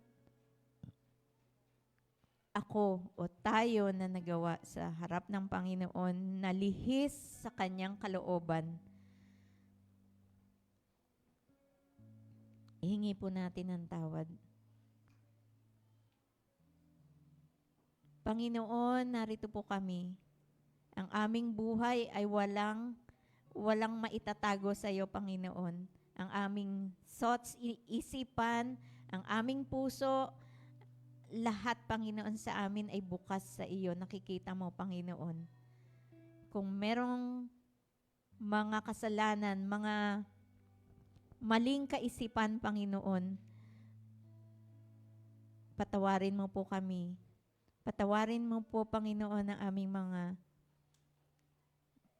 maling gawi, maling asal, maling pag-iisip sa kapwa, galit, at ano pa man, Panginoon, na hindi nakakalugod sa iyo, patawarin mo po kami, Panginoon. At katulad ng biyaya mo kay Haring David, amin pong kiniklaim ito sa aming buhay. Maraming salamat, Panginoon. Napakabuti mo. Napakalawak ng iyong biyaya. Sa kabila ng aming mga kasalanan, ikaw ay patuloy na nagdi-deal sa amin, Panginoon. You do not deal with us according to our iniquities, but you deal with us according to your grace. Salamat, Panginoon. Maraming salamat sa iyong biyaya. Salamat po sa kaligtasan. Salamat sa pangako ng buhay na walang hanggan. At kung hindi ka pa, kapatid, sigurado kung ikaw ay may walang hanggang katiyakan doon sa langit, hilingin mo sa Panginoon ito, kapatid. I would like to lead you in prayer. Panginoon, inaamin ko po, hindi ko tiyak kung ako'y may forever sa iyo doon sa langit. Patawarin mo po ako, Panginoon. Patawarin mo ang aking mga kasalanan na hindi ko man nasasabi, Panginoon, pero nakikita mo sa aking puso at isipan. Patawarin mo po ang lahat ng ito. Hugasan ng iyong banal na dugo. At ikaw po, Panginoon, ay aking tinatanggap sa aking puso bilang aking Panginoon at tagapagligtas. Salamat po, Panginoon, sa katiyakan ng buhay na walang hanggan na meron ako dahil ako ay ngayon ay kabilang na sa pamilya ng Diyos. Salamat po dahil sa biyaya mo ako ay naligtas. Pumasok sa aking puso, sa aking buhay upang maghari, Panginoon. Ikaw ang maghari at magbago ng aking buhay. Salamat, Panginoon. Sa iyo na nakakatiyak ng buhay na walang hanggan, patuloy na ikaw nawa ay magpasakop sa Panginoon, patuloy na ang biyaya ng Diyos ang maghari sa iyong buhay. Salamat, Panginoon, ikaw po ang patuloy na kikilos sa aming buhay. Remind us kung kami po ay nagkukulang, nagkakamali o nagkakasala, Panginoon. At lagi mo kaming paalalahanan, rebuke, correct us, Lord. Salamat, Panginoon, nandun lagi ang iyong biyaya. Sa iyo ang papuri at pasasalamat, itinataas namin ito sa makapangyarihang pangalan ni Jesus. Amen.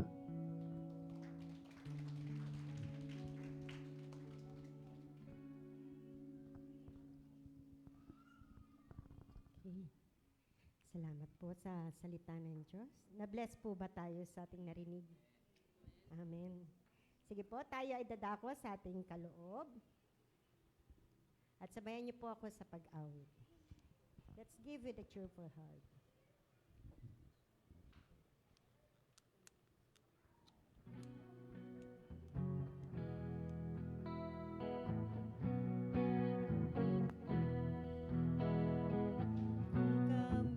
Kami ay luluhod at sa iyo ay sasamba. Kami ay iyong diringgin at ang bayang ito'y pagagalingin.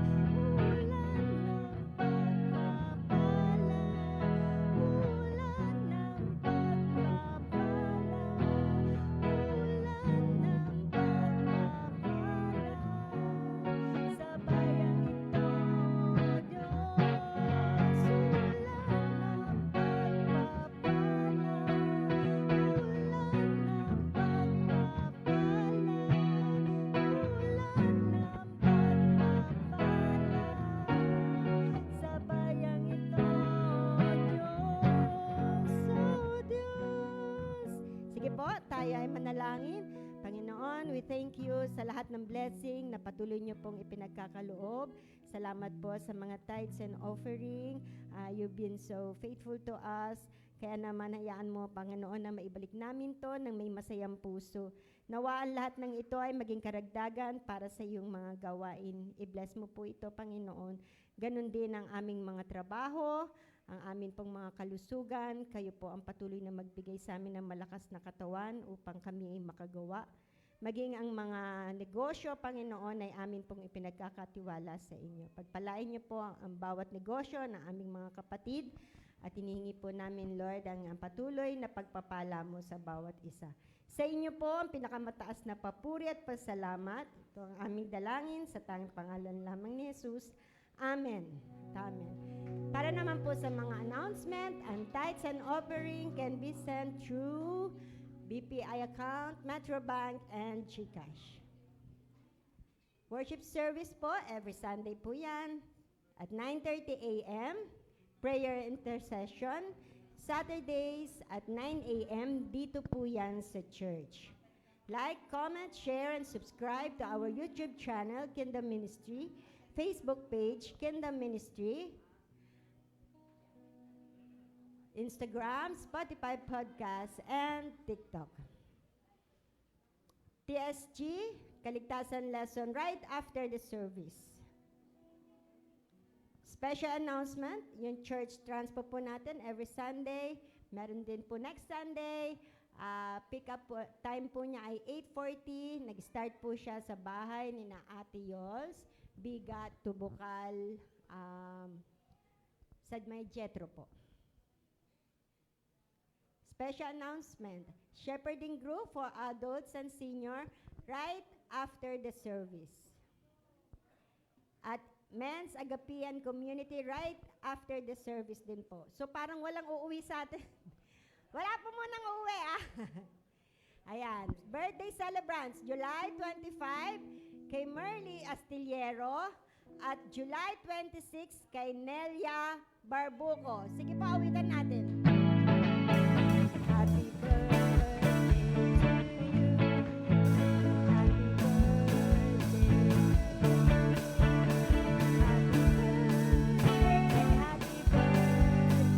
Happy birthday. Happy birthday. God bless po sa inyo na may mga kaarawan. Anniversary po, wala? Sige po, tinatawagan ko na si Pastor. Sige po, tayo po ay tumayo na.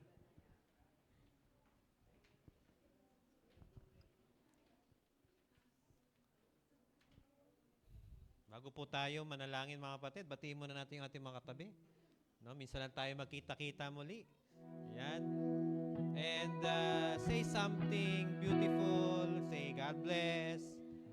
Ingat tayo. Keep us safe. At higit sa lahat mga kapatid, eto, malimit na peace be with you. Okay, kanina yan yung senior ko sa workers kasi napakalaga po na tayo talaga ay nakakaranas ng kapayapaan. Tama po ba? Ang biyaya po ng Diyos, ang kanyang awa, ang kanyang kagandahang loob ang nagbibigay po sa atin ng tunay na kapayapaan. Dahil sabi nga, si David, lahat na ng mga bagay mukhang nasa kanya na. Siya ay hari, siya ay may kingdom, pero alam niyo mga kapatid, wala talagang perpektong buhay. Amen po ba? Wala din perpektong kalalagayan. Buti na lang, meron tayong perpektong Diyos. Kaya si David po, alam nyo, ang habag ng Diyos ang nagdulot para magpatuloy ang kanyang kingdom. At alam natin, si Jesus Christ ang katuparan niyang kingdom na yan. Dahil ang kingdom ni Jesus Christ ay pangwalang hanggan. Amen po ba? Kaya kay Jesus Christ may forever. Kay Jesus Christ may pag-asa. Amen po ba? Kaya sa ating buhay mga kapatid, alam ko pag uwi natin dito, haharap na naman tayo sa ating mga sari-sariling buhay, sari-sariling problema, sari-sariling kalagayan. Tama po ba? Huwag niyong kalilimutan si Jesus na nagmamahal sa inyo. Si Jesus, sa Kanya may pag-asa. Sa Kanya, nag-uumapaw ang kagandahang loob at biyaya. Kaya, loobin ng Panginoon, magtagumpay tayo sa anumang hamon, anumang dumating sa ating buhay. Amen po ba? Salamat sa Panginoon. Manalangin po tayo, taas po natin ang ating buhay sa Kanya. Siya na nagmamahal, siya na punong-puno ng awa, siya na punong-puno ng biyaya, siya na may magandang plano sa iyo, may magandang plano sa iyong family, sa iyong future, sa iyong career, sa iyong business. Kaya itaas mo lahat sa Panginoon. Lumalapit po kami, Ama, sa iyo. Wala po kaming magagawa sa aming sarili. Meron man kaming kaalaman, meron man kaming kalakasan, meron man kaming mga pangailangan, pero lahat ng ito, Panginoon, ay hindi makakahigit sa kaya mong gawin sa aming buhay. Kaya tinataas po namin sa iyo lahat. Ikaw po ang may kontrol ng lahat. Hawak mo ang aming buhay. Kaya Ama, tulungan mo kami. Kaawaan mo kami. Kahabagan mo kami. Gabayan mo kami at samahan mo kami. Palakasin mo kami at bigyan mo kami ng katalinuhan. Ikaw po ang Diyos na gumagawa, Panginoon. Kaya Lord, itinataas po namin ang aming pamilya. Ikaw po, Lord, yung mag-provide ng mga pangangailangan sa family. Alam mo, Lord, ang aming kakulangan. ng mga pangangailangan. Kaya Lord, aming itinataas sa iyo ang aming financial na pangangailangan sa aming pamilya. Hindi maiksi ang iyong kamay. Kaya mong i-provide, Panginoon, ang lahat ng aming mga pangangailangan. Ang mga gastusin, ang mga bayarin, ang mga utang, lahat ito, Panginoon, ay kaya mong i-provide. Salamat po, Lord, sa iyo. Ikaw po, kinikilala ka po namin na ikaw po ang aming great provider, ang aming Jehovah Jireh. Salamat po, Ama, sa biyaya na igagawad mo sa buhay ng bawat isa. Sa bawat isa na nananampalataya sa iyo, sa bawat isa na nagtitiwala sa iyo. Ikaw po, O Diyos, ay maranasan nila. Ngayon pa lamang, Panginoon Ama, salamat, Lord, sa blessing na darating. Kinikilala po namin na ito po'y galing sa iyo, kaya ikaw po, Panginoon, ang mabigyan ng karangalan at kaluwalhatian. Ganon din, Lord, kung meron mang karamdaman na nararanasan ng kapatid ko na ito, Panginoon, wala pong malalang karamdaman sa iyo. Salamat po, Diyos, sa iyo sa bawat isa na nagtitiwala na ikaw po magpapagaling sa kanya. Lord, loobin mo nawa ayon sa iyong habag, ayon sa iyong pagmamahal, at ayon, Lord, sa kanyang pananampalataya.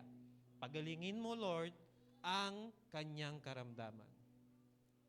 Salamat po, Ama. Ganon din, Panginoon, kung meron man kami mga plano, iniisip, ninanais, Lord, sa aming buhay, aming itong tinataas sa iyo. Gabayan mo po kami, Panginoon. Dahil meron po kaming mga kaalaman, pero higit, O Diyos, ang kaalaman mo. Kaya, Lord, i-direct mo kami sa path, Lord, na plano mo sa aming buhay upang hindi po kami magkamali. Tulungan mo kami, Lord, na magtagumpay kami sa lahat ng aming mga ninanais sa buhay. At ikaw po, Panginoon, ang siyang mabigyan ng kaluwalhatian. Salamat, Lord. Iba pang mga kahilingan ng mga kapatid ko, alam mo, Panginoon, yon, ang mga hinihingi nila, mga hinanaing nila, mga inaasam nila, at iba pa, Panginoon, mga panalangin na itinataas sa iyo. Lord, ikaw po ay sasagot sa iyong oras, sa iyong panahon, ayon sa iyong kalooban, at ayon, Panginoon, sa yaman ng iyong habag at biyaya. Kaya salamat po, Diyos, sa iyo, lahat ng mga dalangin na ito. Lahat, Lord, ng mga papuri na ito.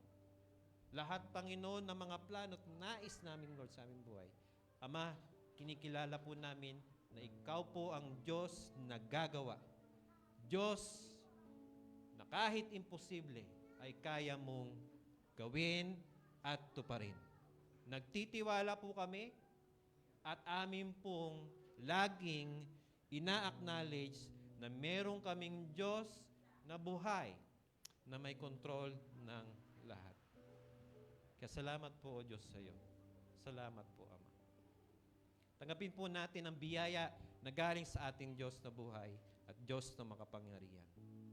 Ang pag-ibig ng ating Diyos, Ama, ang pagliligtas, kapatawaran at pagmamahal sa pamagitan ng Panginoong Yesus. At ang gabay, patnubay, kapangyarihan ng banal na Espiritu ay sumaatinawa ngayon at magpakailanman. Amen. Amen. Amen. Pagpalain po tayo ng ating Diyos na buhay. God bless us po. Sige po, bago tayo maghiwa-hiwalay, umawit po tayo muli sa Panginoon.